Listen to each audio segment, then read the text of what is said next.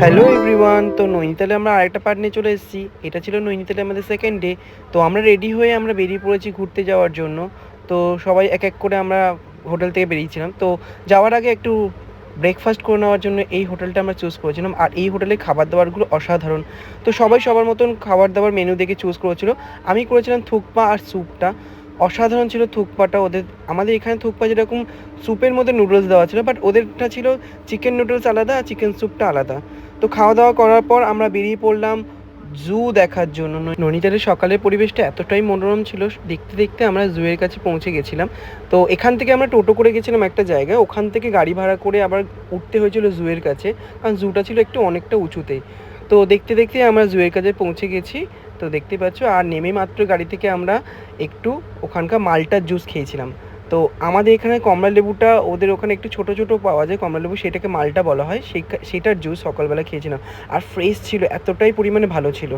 তো জুসটা সত্যি সুন্দর ছিল, আর মনে হচ্ছিলো যেন আর এক গ্লাস খেয়ে নিই।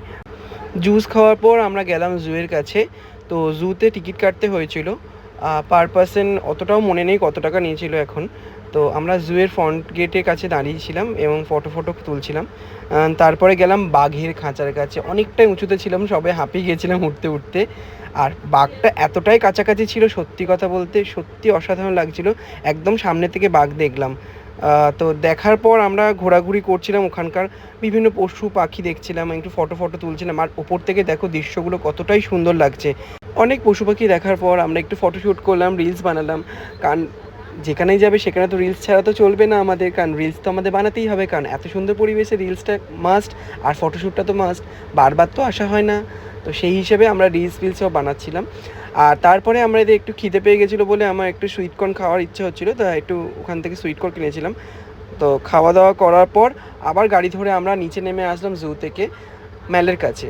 তো ম্যালের কাছাকাছি একটা চার্চ ছিল, সেই চার্চে আমরা গেলাম, আর চার্চের কাজটা সত্যি সুন্দর ছিল। শুধু চার্চ বলে না, যে কোনো ধর্মীয় স্থান আমার ঘুরতে খুবই ভালো লাগে, কারণ ওখানে গেলে পরিবেশটা একটু আলাদা ধরনের লাগে। তাই আমার খুবই ভালো লাগে যে কোনো ধর্মীয় স্থান ঘুরতে। তো তারপরে ওখান থেকে আমরা বেরিয়ে একটু সফটি খেয়েছিলাম, আর ওখানে একটু ঘোরাঘুরি করলাম এবং কেনাকাটা করলাম। ওখানকার মার্কেটটা ভীষণ বড় ছিল কেনাকাটার জন্য। আর ডিনার নিয়ে আমরা হোটেলে পৌঁছলাম, আর তোমরাই দেখো আমরা কী ডিনার করছি। আজকে আমাদের সেকেন্ড ডে নাইট। আজকে আমাদের ডিনার করছি আমরা, কি দেখে নাও সবাই। এই আর কিভাবে করছি, স্যুপটা খাচ্ছি গ্লাসে, আমি খাইছি নাগা মরিচ। খুবই ভালো, নিজেদের মতন সব কিছুই ভালো। ডিনার হচ্ছে, স্যুপটাও খুব সুন্দর। আর নৈনিতালে আরও পার্ট দেখতে stay tune, like and subscribe, by.